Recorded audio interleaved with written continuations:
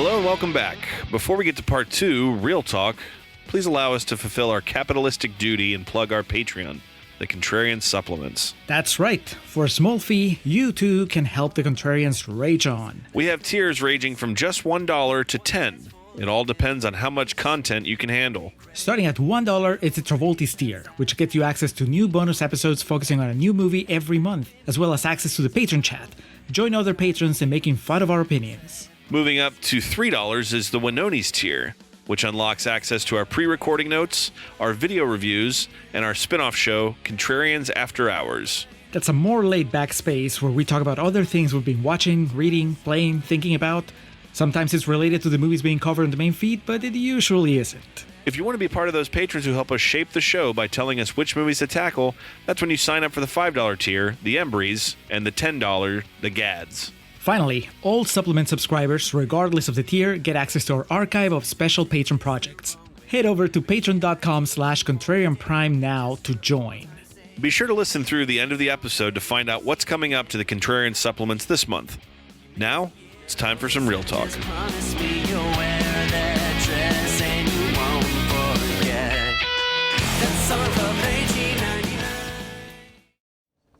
You'd all be dead now if it wasn't my David. None of you did anything to prevent this. There was nothing we could do. We were totally unprepared for this. Don't give me unprepared. Come on, Julius. It was what, in the 50s or whatever, you had that spaceship. Dad. No, Where Dad. was it? Yeah, that thing that you found in New Mexico. Dad. Where was it? Not the spaceship. Was that Roswell? Roswell, New Mexico, yeah. Don't do this. No, you had the spaceship and you had the bodies. They were all locked up in a bunker. Where was that? David. I don't know. Area 51, right? Area 51. You knew then, and you did nothing. Sir, regardless of what you may have read in the tabloids, there have never been any spacecraft recovered by our government. Take my word for it. There's no Area 51. There's no recovered spaceship. Excuse me, Mr. President. That's not entirely accurate. All right, Julio. I know we're going to try to get this out on or around Independence Day, but for our episode tonight, we're going back to Independence Day of 1996.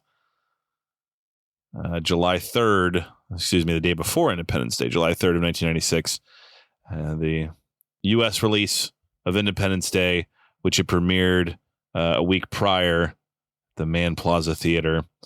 A budget of $75 million for a box office return of $817 million. Such a quaint budget. A huge Hollywood blockbuster and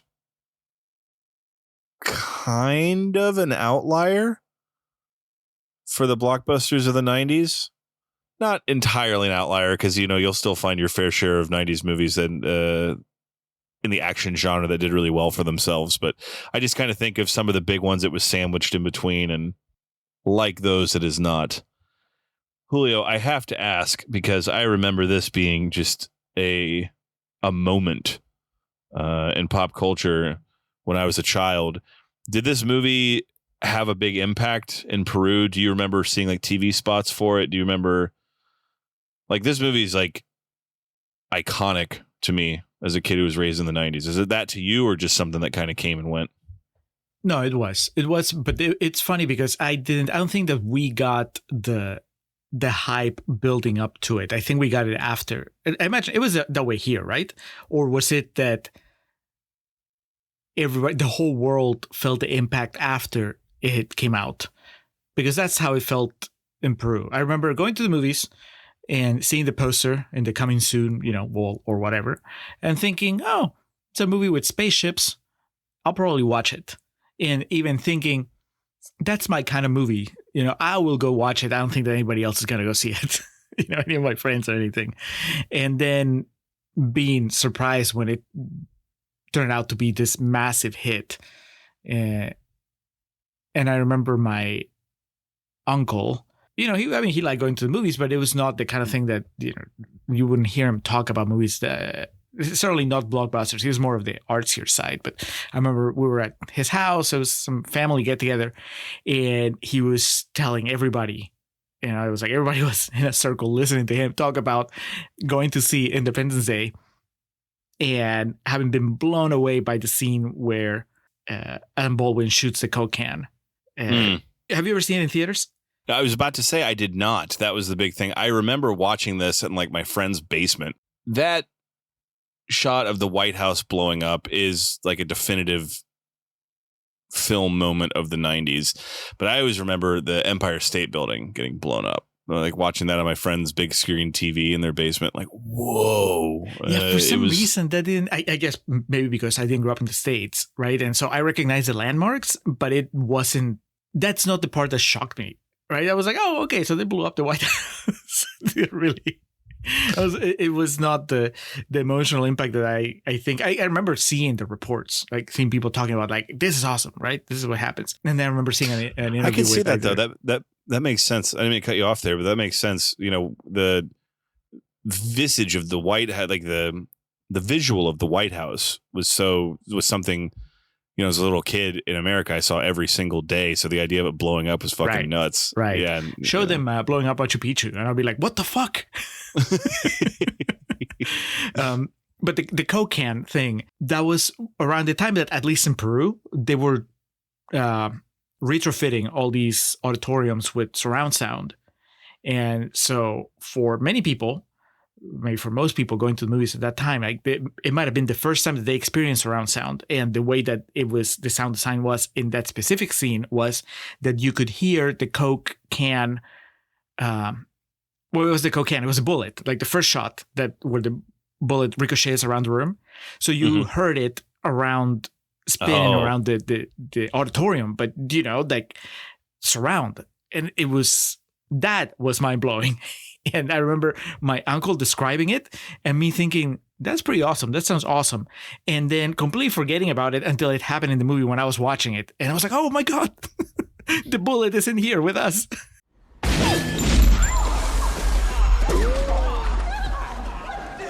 It was pretty cool. That was my main memory about Independence Day, that the bullet and the surround sound and yeah, that it was a movie that I expected to be just kind of this, I guess, modest sci-fi movie that I was going to go watch probably by myself.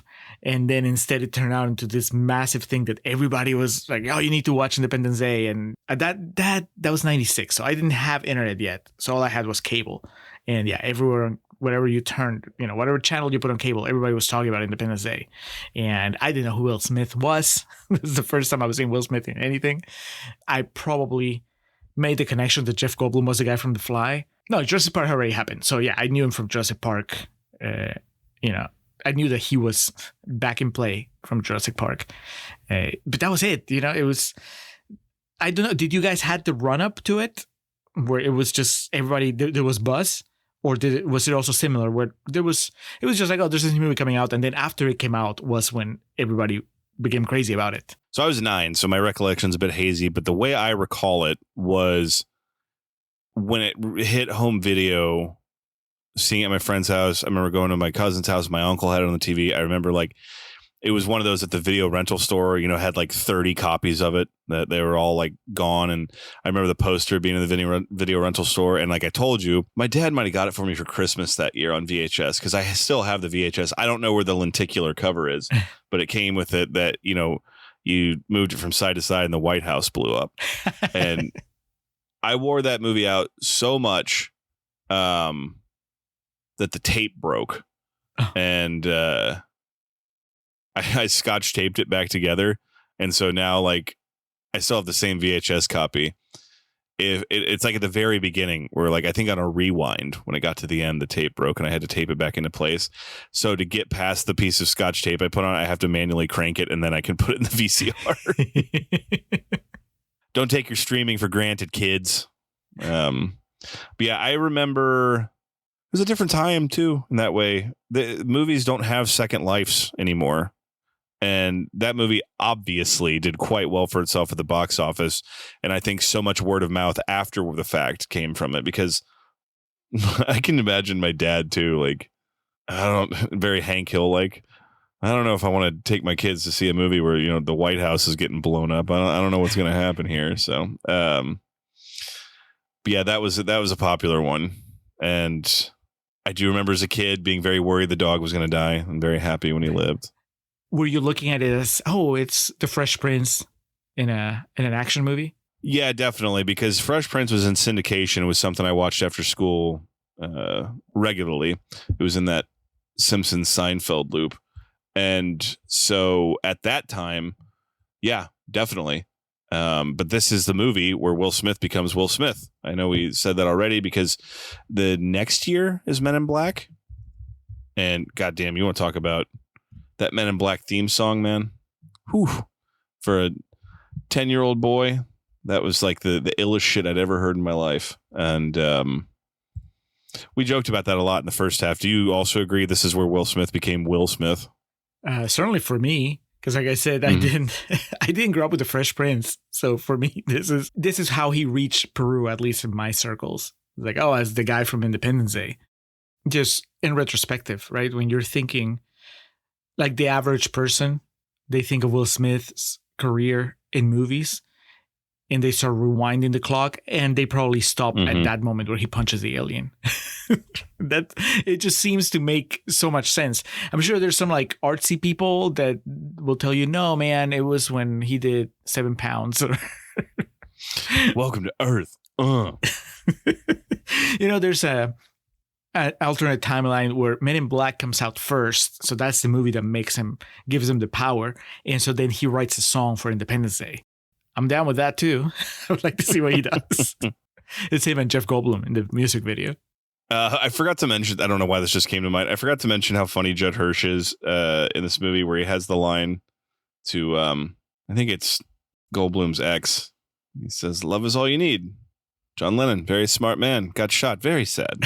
His just delivery of anecdotes and the one scene where he actually gets fired up and yells. I just wanted to bring that up now because I know we're about to get further into things and I don't know how much love Judd Hirsch is going to get and wanted to make sure he got his propers here. Yeah, I kind of was pretty dismissive of him in Katrina's Corner, but no, I think he's great. And he has one of the best scenes in the movie. One of those where I was just laughing out loud when he comes out to defend his David. And the reaction shots from everybody in that scene. Goldblum is kind of laughing about it. Connie is mortified. Pullman can't believe what's happening. He's just looking down, shaking his head. Lodge seems a little dumbfounded because, he's just Hirsch is accusing him of knowing and not doing anything. And Lodge even says, well, there was nothing we could do.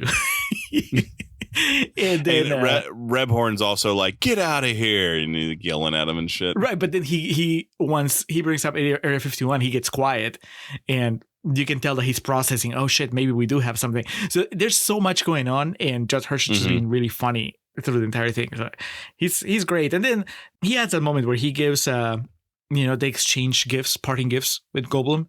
He gives him the throw up bags, and Goldblum gives him the Torah. I guess it's a Torah, right? Yeah. Yeah. I mean, that's cool. Like everything, you see everything, his reaction to that. And just in case. Yeah, it's great. This is kind of like a bigger statement about the movie, but it's the opposite of what I said in Controller's Corner. I think that they do a really good job of servicing most characters. Like, they have a lot of people in this cast. And yes, it's 2 hours and 2.5 hours, but still, that's so many people. And you're giving them pretty satisfying arcs, I think, and they only have maybe 10, 15 minutes of screen time altogether. That's pretty impressive. Like, every major character gets a moment at the end that kind of makes sense and tracks with what's been happening. That's probably one of my biggest compliments to the movie. Well, Julio, what negative reviews did you pull for us? Oh, that's right. This is not universally beloved. Now, I know you're not thinking about joining those idiots. Oh, I'm going over there as soon as I get off.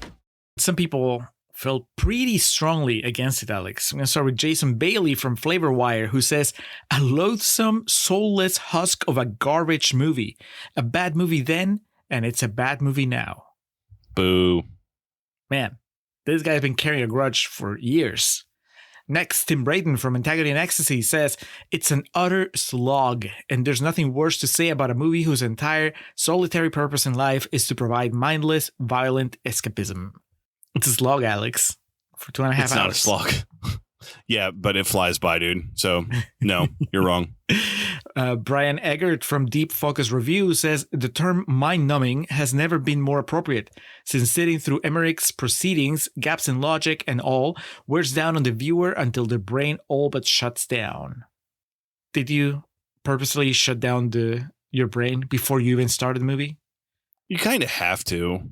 I mean, it's so much fun, but if you actually start critical thinking about what's happening, it's, well, just like I said, the idea that they can figure out the alien technology within not even 48 hours, that they're going to figure out how to shut it down internally. I mean, imagine the things that Goldblum could have accomplished if he was actually more ambitious. He'd have cured cancer in a day, man. Yeah. That's why Connie left him. Like fucking wasted potential. We're going to close with the man, the myth, the legend. Roger Ebert from Chicago Sun-Times says, the aliens, when we finally see them, are a serious disappointment.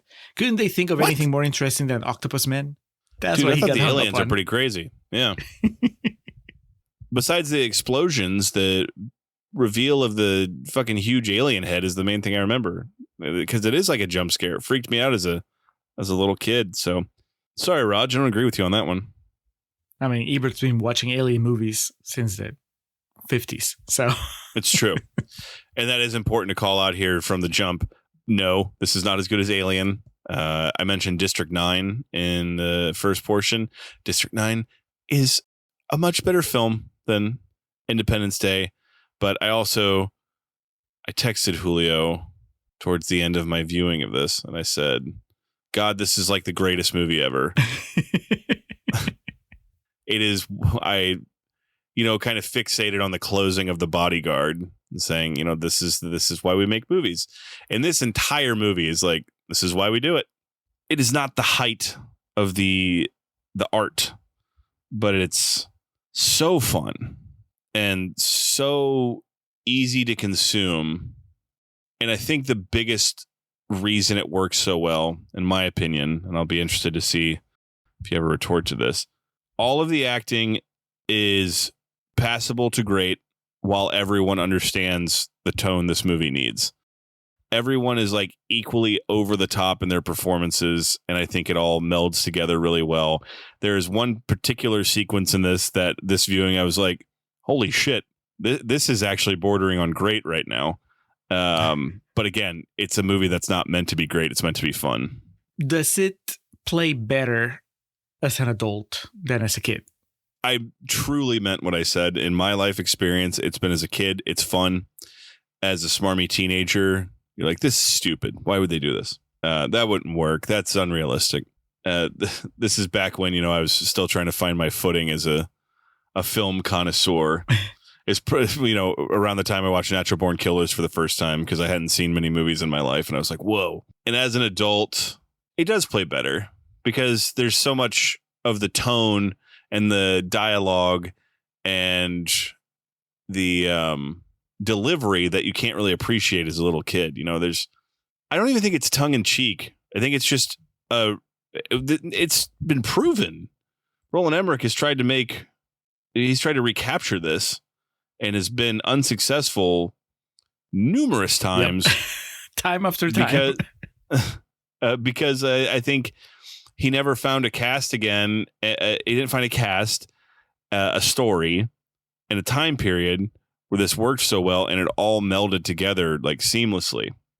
He followed this up with Godzilla in 98, and I think, we all know the story there. Honestly shocked that we haven't covered that. It's not like that movie bombed financially, but critically it was a disaster. There was no Independence Day. That's what everybody would tell you. Yes, there was The Patriot. What would you say about that? It's no Independence Day. The Day After Tomorrow, shout out to Eddie Strait. I know he is a big, big fan of that movie. There's some cool visuals, but it ain't no Independence Day. I've never seen 10,000 BC, but I know that's regarded as kind of the bottom of the barrel for him, right? I always get that one confused with the one with Jack Black and Michael Cera. Oh, no, that's called Year One. Oh, I'm sorry. Well, it's BC also. That movie's really bad. 2012. I remember I screened 2012. Cool visuals. Fun little cast. Bad movie. with just horrid dialogue and delivery. And then White House Down, I remember the same thing. It had some kind of fun action and a good cast, but to be fair, if you're chasing Independence Day, it means at one point in your life you made Independence Day, so you did well somewhere along the way. Yeah, but then it's the Kate Hudson conundrum, right? It was there you go. Was it her, or was it Cameron Crowe and everybody else surrounding her? And you know how I feel about that. I think it was her, and it just that it's just never, you can't do it alone. You need everybody else, all the circumstances necessary for something to be special, and so it's what you're saying, right? Like Emmerich can keep trying to make another disaster movie, another action movie that is as successful in not just financially, but also in connecting with people, becoming part of pop culture the way that Independence Day did. But the formula is just not there, right?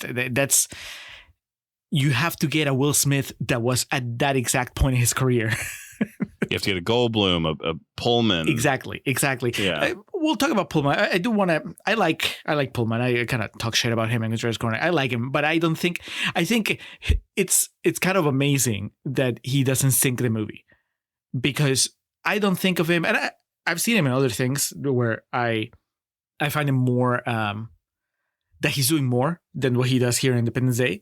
It's appropriate because they announced Spaceballs 2, I think, a few days ago, and he's coming back. And so, he was the Luke Han Solo of Spaceballs. Lone Star. Yeah, Lone Star. He's having a lot more fun in that movie, or he was in this show on Netflix. God, what is it called? Well, it's where he plays this really depressed, very troubled police detective. And so I've seen him do things that are a lot more compelling, more interesting than what he's doing as an American president here. But at the same time, I can't argue that what he's doing is just what the movie was asking for. So can I really complain? Right? But when I was playing with ideas for Contrarian's Corner, right? Jokes I could make at the expense of Bill Pullman. I was like, yeah, because you could say, right? Like, imagine if it was Harrison Ford, because Harrison Ford, went on to do the Air Force One movie, and everybody, remember when that came out, everybody was like, can that be our president? So what happens if you get an actor that has more of a presence, that is more charismatic than Bill Pullman? And not to say that Pullman is not charismatic, but he is not a movie star the way that other people are. But maybe that would just throw everything off. I don't know. You can't argue that Bill Pullman did enough to where, when you think of Independence Day, like I said in Contrarian's Corner, one of the things that everybody's going to think about is his speech. That's Bill Pullman there forever. Yeah. We're going to live on. We're going to survive. I was about to say to you, I'm not convinced there's anyone living that could have delivered that speech better. Come on. Just because, no, I know, because that movie's 30 years old, and I just know the Bill Pullman inflection. We're going to go on. We're going to survive. So fucking good. Much like Randy Quaid said, I'm back. I don't want to think about anybody else doing it. I'm just so married to the source material, man. Yeah. But back to the original point, right? It's those, everything came together in a way that he just can't later, right? Like I don't share the enthusiasm for The Day After Tomorrow. I remember going to see it with I don't either. I didn't care for it. Yeah, but it's, you could say, hey, it's a young Jake Gyllenhaal primed to become a superstar. But of course, Gyllenhaal goes on to have a career that's very different from Will Smith's. So, that you don't say. Yeah.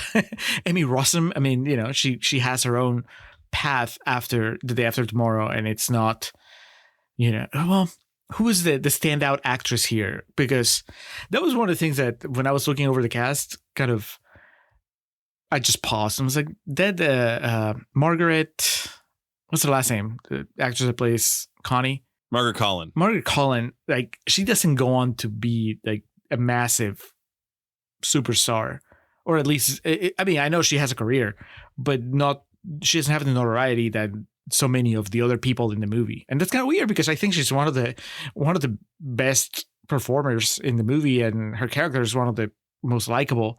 So kind of weird that she doesn't pick up. Vivica Fox, she does go on to do bigger things.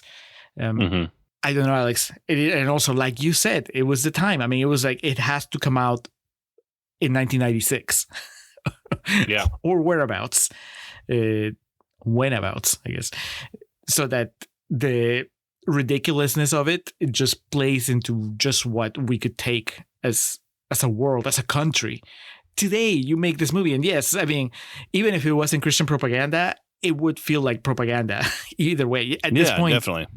I know we brought it up in probably more serious conversations, but just the idea that patriotism as a concept has become so entangled with political manipulation that is now it's just like a dirty word. So you make this movie today, and it just feels like America trying so hard to sell itself.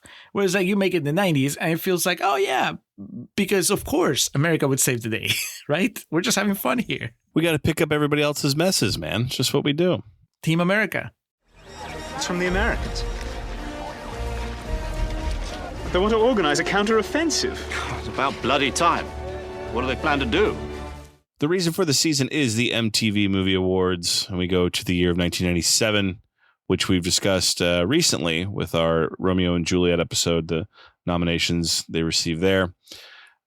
Independence Day was up for Best Movie that year, nominated alongside Romeo and Juliet, The Rock and Jerry Maguire, losing out to Scream. What else did we have here for ID4? Will Smith, Best Male Performance, losing out to Tom Cruise for Jerry Maguire. Understandably so there. Sorry, Will. It'll work out for you in the end, though, brother. For a time, at least. Vivica A. Fox was nominated for Breakthrough Performance. She was nominated alongside Ewan McGregor for Trainspotting, Renee Zellweger for Jerry Maguire, and Courtney Love for The People vs. Larry Flint. She is good in that movie. They all lost to Matthew McConaughey for A Time to Kill. Man, fair. Do you think McConaughey and Zellweger were sitting at the same table with a chainsaw in between them? Yeah, damn it. I was going to say, remember that shitty ass movie we made a few years ago? We got to make sure it's never released. Shake on it. Best action sequence. Aliens Blow Up the Cities from Independence Day was nominated alongside Train Helicopter Chase from Mission Impossible. Ferrari Chase Through San Francisco for The Rock. Arnold Schwarzenegger Free Falls in Eraser. These all lost out to Truck Drives Through Farm Equipment in Twister. Mind-blowing that Independence Day didn't take it. And I know that's, again, hindsight's 2020, but out of all those, the aliens blowing up this, I mean, we just spent so much time talking about it. that's one of the iconic images of the 90s. And the award it took home was Best Kiss, and that was for, of course, Vivica A. Fox and Will Smith, beating out Romeo and Juliet, Claire Danes, Leonardo DiCaprio, Kyra Sedgwick and John Travolta in Phenomenon, Christine Taylor and Christopher Daniel Barnes in a very Brady sequel. This is where I might, have a little bit of pushback. They beat out Gina Gershon and Jennifer Tilly in Bound. Hormones aside, Alex.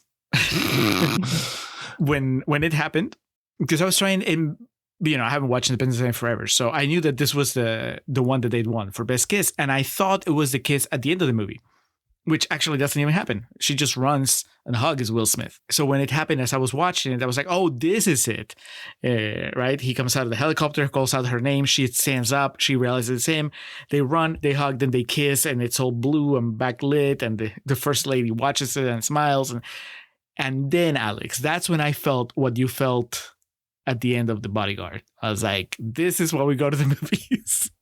Hell yeah. So I'm not completely dead inside. And I wasn't like super invested in the Vivica Fox and Will Smith relationship, or at least it's not that they gave me a whole lot, right?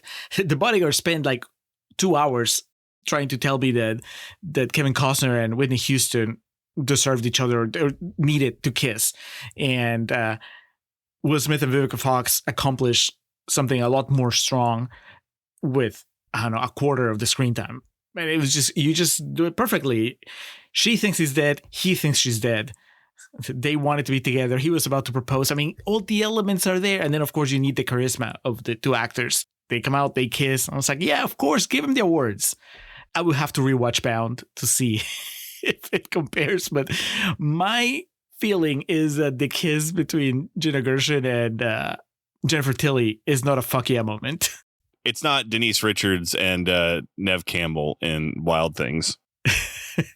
Well, it's good. I'm glad they won. But I also would have given it for best action sequence. I don't know if I would have given it for movie, but I definitely would have given it before I gave it to Scream. I know you love Scream, so are you happy with that result? Scream was a phenomenon, and obviously Independence Day was as well. But yeah, man, we're never gonna see eye to eye on that. Scream. I also think I'm not sure you lived through it the same way of like the happening that it was, because I know we've talked about it before, and I explained that to you of like it just kind of came out of nowhere and changed the game like completely. And to be fair, I think the baseline of this discussion is that horror movies mean a lot more to me than they do to you. So, I mean, I'll tell you this: my uncle never got the family together to tell us about his Scream. And then there's this guy named Matthew Lillard, and he shows back up, and you're like, what? And the sound, you can hear the stabbing all around the auditorium. So at the 1997 Academy Awards, which you have talked about ad nauseum, that's the year The English Patient dominated. Best Sound, Independence Day was nominated for, alongside Evita, The Rock, and Twister, losing out to The English Patient. And Independence Day, an Academy Award-winning film for Best Visual Effects, beating out Dragonheart. Familiar with that, Julio? Sean Connery, right? He's a dragon. Dennis Quaid. Yeah. Pete Postlethwaite's in that old Big Exposition Pete. Yeah, there's Sean Connery. Yeah. He's the voice of the dragon. Interesting. I never even heard of that movie. And Twister, which obviously that makes sense. Yeah, no, this is an easy win for Independence Day. Oh, absolutely. Not quite T2 levels of visuals hold up to today, but they still look pretty good. And I would take them over, CG fire and explosions and CG aliens and shit. I appreciate that we actually see, we see a couple of these just real, animatronics puppets that were built. It's great. Well, at what cost? Think about the studio, man. But also think about they're just sitting there. Like we see one alien move, and I'm sure that was just so much work. Tell me how much the xenomorph does in the first Alien. Yeah, he looks like shit. Oh, fuck off. Never mind. We're done with this discussion. If I remember correctly, Best Sound is what Drive was nominated for, and it lost to Transformers. And I remember being very butthurt about that. Well, whoever lost to the Suicide Squad, because it was also sound, I think. That must have hurt. I'm going to double check. It was Best Sound Editing that Drive was nominated for. And yeah, I'm almost positive it lost out to Transformers. Anyway, we've had our fun here, Julio. And there's plenty to talk about with the marketing of this movie that we'll get to in our YouTube video, in our post credits. But we've had our fun, and I'm still not entirely sure if I know you like this movie or not. I've been very careful to not give away my feelings. Well, hit me. Well, I'll hit you with one more thing that I was thinking about. And it kind of came up in Contreras Corner, and even before we got to Contreras Corner, which is the idea that in today's America, it adds an extra layer watching this movie because it just feels so disingenuous almost. And we kind of touched on it of all conversations we've had, Alex, on our Still Magnolias conversation over on Patreon, where I said that it's probably harder now to sell to the world a story where America is just this squeaky clean, heroic country that, in Still Magnolias, it was in the sense that there was this southern town where everybody was just was hospitable and friendly and good nature, and here is just the idea of America as this superpower. It's like, don't worry, guys, we're gonna take care of it. Which, funnily enough, I mean, that's how I saw the United States growing up, right? Talk about movies shaping your vision of the world. But then when you watch it today, I mean, it was just, it's funny in a sad way. It's just, I know that everything has been, always bad, and it's just amplified how bad it is. A lot of it's just amplified today because of technology, because of the way that society works now. But I also know that there's some specific things that are just worse now than they've been in a long time. And so definitely. that disconnect, it doesn't ruin the movie for me, but it definitely makes watching it this really weird experience, because it's just, you're watching a golden age of America that never really was, but it was in the movies, and, and that is, I think, that a loss. That's something that we've lost, I guess, as a country. I don't know how much the rest of the world cares, but just the idea that you can represent your country, your leaders, your armies, your heroes, as this force of good without it causing everybody else to snicker, right? Yeah. and that happened in the in the 90s. I don't know at what point we started losing it, but by now it's not even that we've lost it. I think we're on the negative. Now the assumption is, like, if you see an American in any sort of international situation, like, they're not the good people. They're not the good guys. You have to work extra hard just to tell the audiences that they're not the villains. I that's how I feel. And so it was interesting. I was laughing at things that definitely I wouldn't even have found funny, I don't know, 10 years ago, maybe. And at the same time, there were other things that were just not hitting me hard, but that would give me pause, and I wouldn't even entertain again 10 years ago. This is how you know you're getting old, Alex. And this goes beyond, I think, the socio-political state of our country or the world, but the Quaid's sacrifice has always been one of those moments where I rolled my eyes. And watching it tonight, I actually teared up. It was like, motherfucker. He looks at his the photo of his kids is there, and he's been a goofball the entire movie, but he gets a moment of acting before the quips. Just when he looks at the, his missile is locked, it's not gonna shoot. He tries again, it's not gonna shoot. He looks at the picture, you can see in his face, he's like, all right, well, this is what I gotta do. And then he sends a message to his kids, and he decides that he's going to sacrifice himself. And then he gets the quips, and the quips, I can take him or leave him. But that moment of acting from Randy Quaid, and the way that's staged, and you see him put the picture on the cockpit from the moment he gets on. So it's kind of endearing. It's setting you up. I don't remember if the first time I watched this movie, I knew for a fact that he was going to die, right? Like, today I watch it and I'm like, of course he was going to die because he put the picture there. But today I was watching it and I was just expecting to roll my eyes, and instead I just felt really sad and really moved by the sacrifice. And when you're not in the movie, when you watch it from like outside, it's ridiculous. It's ludicrous. But I was like, holy shit. I mean, I'm old, I'm sentimental. I just, I was like, hey, this guy got the chance to redeem himself, and his kids who were embarrassed of him suddenly, they're like, holy shit, my dad's there kicking ass. I mean, that's awesome. I don't think, you're going to surprise me if you say that this is the scene, though, that you were saying approach greatness. No, but also I wasn't even going to bring it up because I was so embarrassed about it, but my eyes also welled during that scene. And that my immediate thought to myself was, God, I'm getting old. Just like, the emotions and sentimentality and ability to feel more than I could when I was in my 20s.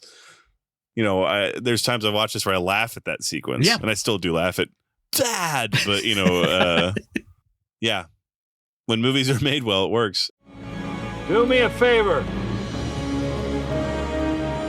Tell my children I love them very much.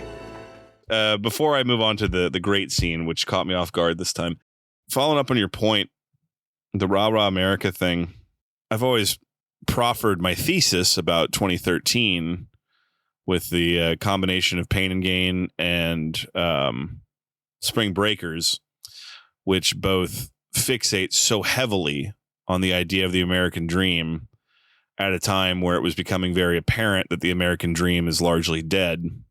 And yeah, if you want to be an asshole, you can throw in Wolf of Wall Street into that too. But greetings, Reed Lansford. Yeah, and Reed is someone I've talked to about this, about that idea with, and the idea of like America being a celebrated vehicle in film is really, in a way that you would see here has not existed in the past decade plus. And yet now if it became that, because things are so bad and just with no like there was still like the idea of optimism and hope, and like, as I've learned growing up, I don't say blind, but unaware of a lot of things. But even still, there always seemed to kind of be the promise of tomorrow. I don't think, no one's really happy about anything anymore. And it doesn't feel like there's really anything to look forward to. So the idea that you would make this movie about like, America's going to save the day. It would be absolutely fucking ridiculous. Yes. So, yeah. What I find myself really celebrating in a way, as art, and it's easier to get to celebrate something that just simply reflects how bad things are. Because I'm like, well, yeah, I get it. And this reflects reality. So this is good. Mm-hmm. And I'm not saying that that's not correct. But yeah, you should be able to do it both ways, right? The mirror to reality, but also the aspirational, hopeful. But this is what we could do. I was watching Interstellar, right? Like I went with Eddie and we watched the 70mm, the IMAX a while ago. And that movie is really hopeful. And I'll give this to Nolan. It never felt fake. I guess because it's not confined just to America. Michael Caine is there. But it feels like one of those where, well, humanity will figure it out. I guess it doesn't say the United States is going to figure it out. It takes place in America, but I guess it doesn't really make it its identity the way that something like Independence Day does. Yeah. Yeah. So the scene towards the end in which Will Smith and Jeff Goldblum think their goose is cooked. Yeah. And they think they're going to die. And they light up the cigars together. And again, just because I felt like I was watching this through a bit more of an analytical lens than I ever had at any point in my life, I realized like they're both like holding back tears, and like they both know at that point they think they're about to die. Yep. And they're enjoying like their last moments together, and they have a couple lines back and forth. There's even a part where like Goldblum kind of turns away because he's getting a bit emotional about the situation, which understandably so. To me, that's the moment in this movie of acting that it's like, oh shit, they actually got like something like approaching great out of this really silly plot, with two obviously very capable actors. And it's a very short moment in the movie, but I was borderline blown away upon this viewing after, kind of watching everything I had up until that point. I was like, well, hold on a minute. They're taking this seriously. That is why I had that comment in Contrarian's Corner, because I really did think it, and I think it would be amazing. I know it's not the movie that they were making and that they wanted to make, but if they didn't survive that, if that was the last thing you saw them do, I mean, that and then they go and shoot the bomb, I would love it. I know it's not a happy ending anymore, but just that they go out like that, right? He married the girl he wanted to marry. He regained the respect of his ex-wife. And then it's like, well, fuck it. We did everything we had to do. We're going to die heroes. It's like, I know that's not Independence Day anymore. If that happens, or if Randy Quaid doesn't do the quips as he sacrifices, then it's no longer ID4. But, what could have been? Just slightly more restrained. I thought you were going to say the death of the First Lady. How do you feel about that scene? Because I remember not liking it when I watched this as a kid. I thought it was so off-putting that she asks Bill Pullman to take the kid away. It was like, man, you're dying. Don't you want to hug your kid until the very end? And I was watching it today. And I was like, oh, I get it. She just can't handle it. And that's valid. Yeah, I don't have many thoughts about it one way or the other. It's like the necessary tragedy in the movie because someone has to die. And, we already saw Will Smith's dumb singing friend die. So we have to have like a real character die here. Hey. All love to Harry Connick Jr. That was supposed to be Matthew Perry. No. Really? That's the word. Yeah. What happened? Oh, friends dangled a big sack that had a dollar sign on it in front of him. I might have to buy the Matthew Perry book just to see if he mentions this. Dude, I would have loved to see Matthew Perry there. That's amazing. Could we be any more invaded? He keeps calling him Big Daddy, which I thought was weird. Because when I think Big Daddy, I think Nicolas Cage and Kick-Ass. I think of the British wrestler from the 70s. But anyway. Well, anyway, more respect to Harvey Fierstein because he died before Harry Connick Jr. Oh yeah, and he is very funny in this. He's being the exact same character he was in like Mrs. Doubtfire and shit. Yeah. Oh my God. Oh my God. Oh my God, I gotta call my brother. I better call my housekeeper. I gotta call my lawyer.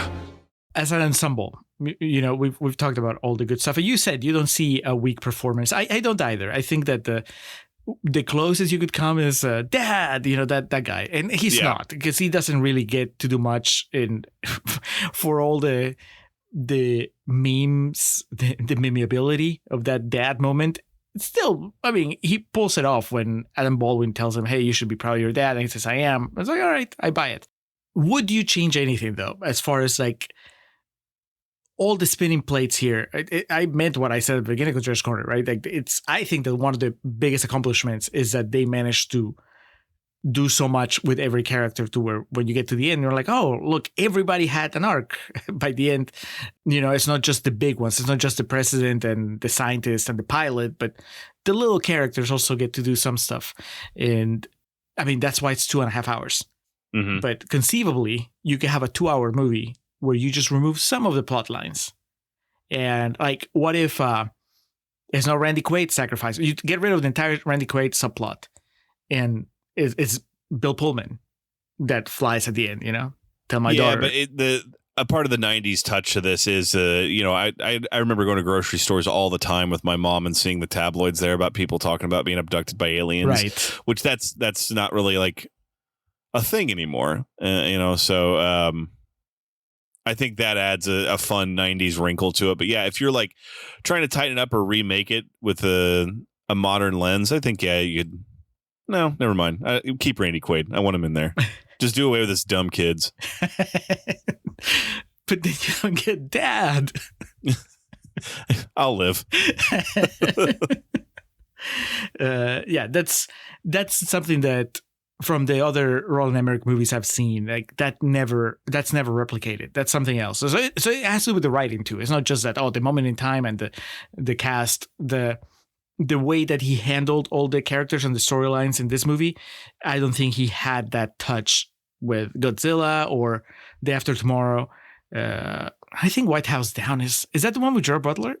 I know it's Jamie Foxx. Isn't it Channing Tatum and Jamie Foxx? Okay, then I haven't seen that one. I've seen the other one. Because there's 2 White House movies. Oh, yeah. They both came around at the same time. Yeah, it's Channing Tatum, Jamie Foxx, Jason Clarke, Maggie Gyllenhaal. Okay, well, that James Woods. Ooh. Oof. Hope he's a bad guy in the movie. I mean, well, yeah, Julio, last thing I want to ask you about here is Data, the actor from Star Trek. Do you get any, like, being the Star Trek aficionado that you are, the Trekkie that you are, do you get any kind of kick out of him being like the nerdy scientist here, or is it just kind of a necessary evil of the movie? No, I like him. I think he's fun. I guess when he says it's been an exciting few days around here, and fucking Pullman's like, millions of people are dying. You think that's exciting? Yes. Yeah. He's fun. I think that he would still be fun even if I didn't have the idea of, oh, look, it's Prince Spiner. It's Data being very non-Data like. Because the character is fun and he's playing it, I think, at the right level. Because I know him as Data, I guess there's a little bit of extra enjoyment that I get out of it. It's sad, though, that I have, like, I can actively decide to ignore Independence Day Resurgence. And normally I never even think about that movie. But today when I was watching it, I guess it's the first time I've watched Independence Day after having watched its sequel. And when he died, I was like, oh, that's right, he's not dead. I don't know that it like ruins it for you, but it definitely changes that dynamic. I mean, I remember always feeling sad that he died, but I don't know that I feel any better about the fact that he's in a coma and then he wakes up in a really bad movie. So, I mean, I don't know. I've thought before about maybe doing a resurgence on the show because it's rotten, and it would almost be fun just because, you know, there's just so many bad decisions. Like, you know, Will Smith doesn't come back. They killed him off on like an internet post, right? Yeah, like off screen. Like, I mean, I saw in the movie, it's just like a news clip, something that explains, you know, it's the anniversary of when he died. It's just really dumb. It's nothing heroic or anything. It was a flight that went wrong, like a flight test. Then who's like the dude in it? It's one of the Hemsworths, right? Yes. So one of the Hemsworth, and then there's somebody that is it Will Smith's kid, maybe? And then there's the president's kid. And those three are the pilots. And then Jeff Goldblum is there as same character, much older. And the dire thing is that the aliens are coming back. Like they were defeated back then, and then they've been preparing these years. And I think that Bill Pullman, because he can sense them getting closer because he had that experience, the psychic attack. Mm-hmm. It's just boring. It's just all those negative quotes from the beginning of Real Talk, they apply to Resurgence. It just plods along, and it's ugly, and there's none of the fun of this movie, and the leads are not charismatic. It's just a big wasted opportunity, and it ends on a cliffhanger. So they were really convinced that we're going to do another one after that. It's not good. The last 24 hours have been really exciting. So I think the conclusion we've reached from all accounts here is that Independence Day was lightning in a bottle for yes, the execution, and specifically Roland Emmerich. Yep. But like you said, I mean, I'm sure he's fine. He's okay with that. Yeah. It's like, no matter what happens, nobody can take away the fact that he was the man behind Independence Day, and also, that money is probably still helping him out. Pretty sweet. Yeah, Independence Day, if you don't believe me, just go stay at a hotel and browse the channels. It's on syndication. It's on some network TV every fucking weekend. So, well, I'm glad that you enjoyed it. And it's just kind of where I expected the conversation to go. It's a movie that you can't make that anymore, but not in the way that people use to explain things they used to find funny that were, Right. probably not. In truth, this is where rating movies gets difficult, because I want to say this is an A for me, but that doesn't mean it's an A in the way of, just for the through line of Aliens. It ain't Alien. It ain't District 9. And man, it ain't even Prometheus. But but for what it is, I think it's damn near perfect. And I have such a blast watching it every time. And yeah, the oddity of, getting a little misty-eyed at Randy Quaid riding off into the sunset, and then also catching that scene of the most genuine acting in the whole movie between Goldblum and Will Smith as they light their cigars and what they believe is the final moments of their life is such a fun movie. It's a movie also, though, I just need to say, someone told me it's just too much for them. There's no way I can argue against that. You know what I mean? This isn't a movie I'm necessarily going to spend more than 3 minutes like defending its merit, but it's a movie that I think is so much fun, and a very centralized film memory from my childhood. And if I did like the video that played at the Alex Mattis movie awards, that was like the montage that epitomized like what film is to me in my life, there'd be the clip of the White House exploding. It'd be right there next to. I thought you were gonna say Bill Pullman with his speech. Too long. No, I'm talking about one of those videos that's just like flashes from different movies, or it'll linger on one where someone says one line, like so it'd be the White House exploding, and then it would cut to Llewyn Davis telling Carey Mulligan, "But thank you for trying," and then it would go to fucking Jason punching Julius's head off in Manhattan.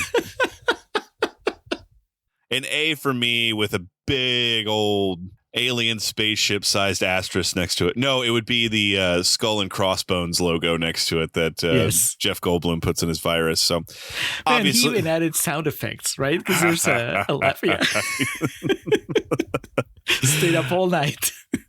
So obviously, big fan over here. And Julio, it sounds like you enjoyed this viewing, and it's not a movie it's obviously not one you dislike. So where do you side on your rating? Alex, you were afraid that you're going to lose all credibility. I think I will.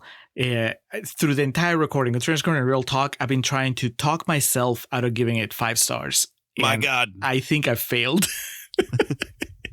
I think it's just such a perfect execution of what the movie wants to be. I can't even tell you how to improve it. I mean, I can tell you that I would probably like it even more if Will Smith and Jeff Goldblum didn't come back, if they actually died. Yeah. And I would like it even more if Randy Quaid just ended it when he says, "Tell my kids I love them," you know? But like I just said a little bit ago, like then it wouldn't be Independence Day. So is it even fair to bring it up? I don't think so. I think it's kind of perfect. Like it's not like every quip lands with me, or like there are moments that make me cringe a little bit.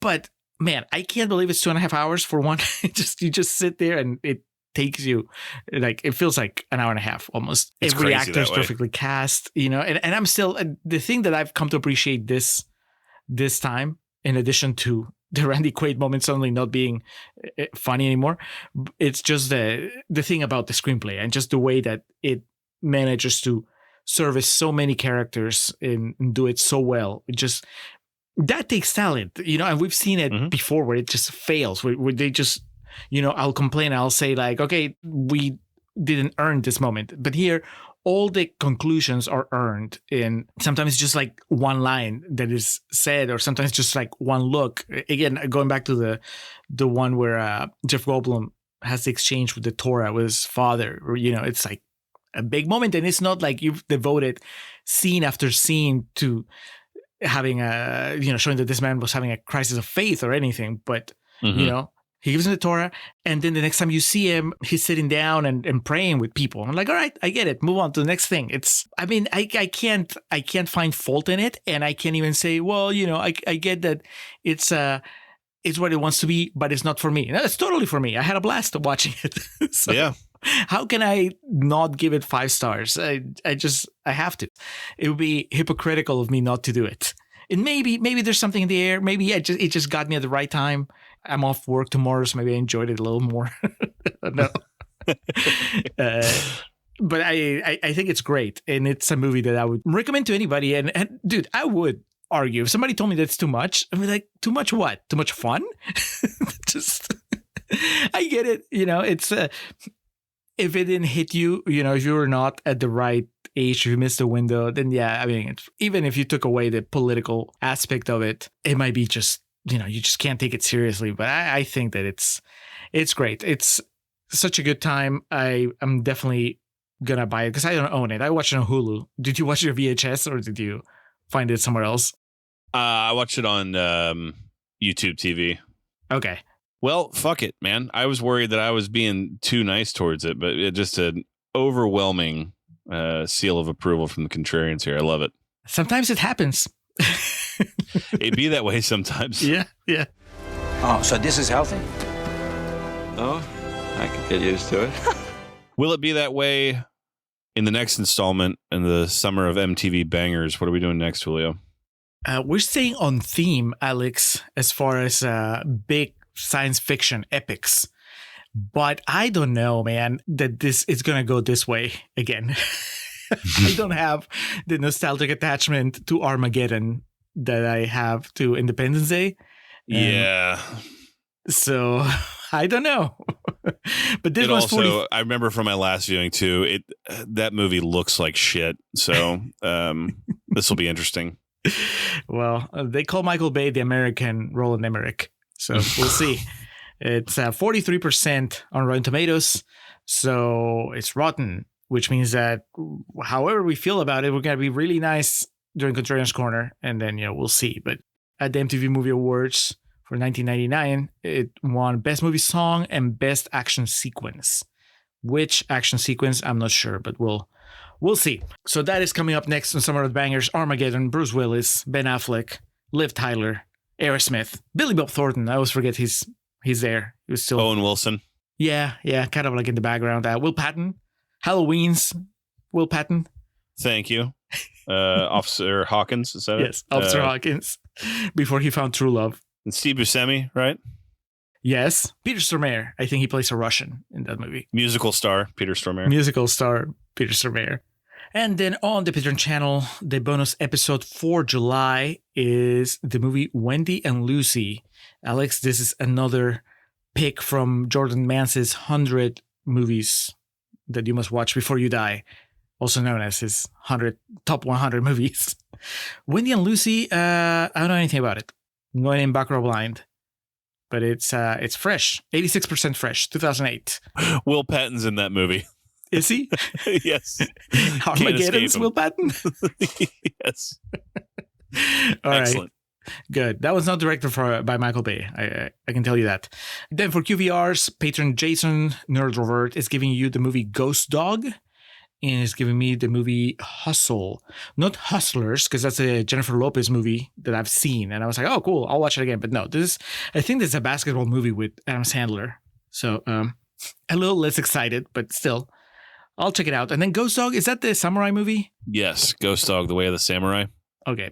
Yours sounds more fun. I think maybe he swapped them. He should have given you the sports movie. And then we have Contrarians After Hours.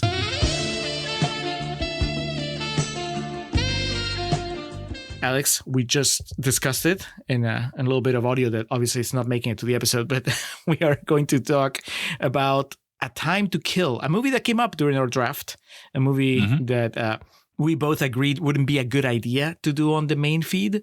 But hell, it got Matthew McConaughey a breakthrough performance at the MTV Movie Awards.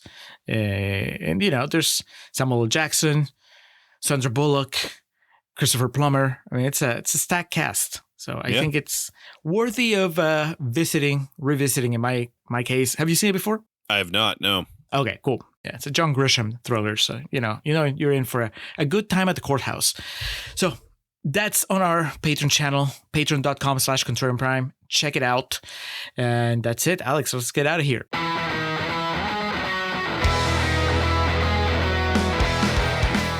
Welcome to our end credits. Or as we usually call them, our perennial plugs. We start off by giving thanks to the Festive Years who provide our opening and closing tracks. They kick us off with Last Stand and take us home with Summer of 99. Be sure to head over to thefestiveyears.com for any and all Festive Years needs. Our friend and fellow podcaster Hans Rothgieser is the man behind our logo and all the art you see related to our show. Reach out to him and let him know how much you like that little tomato.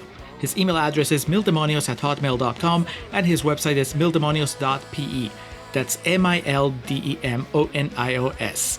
Hans, thank you for all your support. For those interested in the regularly absurd world of professional wrestling, Joe and the boys over at latenightgrin.com have you covered. Tell them the Contrarians sent you. And we like to close with special thanks to our social media team of Zoe Perez and Corey Ari. Each of the social media accounts we mentioned in the introduction look as good as they do because of their work. So that'll do it for this episode of The Contrarians, where we're right and you're wrong, and we will catch you next time. Just for old time's sake, I really don't care who you see and how much money he makes a year or who he knows. Just promise me you'll wear that dress and you won't forget that summer of 1999. Mankind, that word should have new meaning for all of us today. We can't be consumed by our petty differences anymore. We will be united in our common interest. Perhaps it's fate that today is the 4th of July, and you will once again be fighting for our freedom. Not from tyranny, oppression, or persecution, but from annihilation. We're fighting for our right to live, to exist. And should we win the day, the 4th of July will no longer be known as an American holiday, but as the day when the world declared in one voice, we will not go quietly into the night. We will not vanish without a fight. We're going to live on. We're going to survive. Today, we celebrate our Independence Day.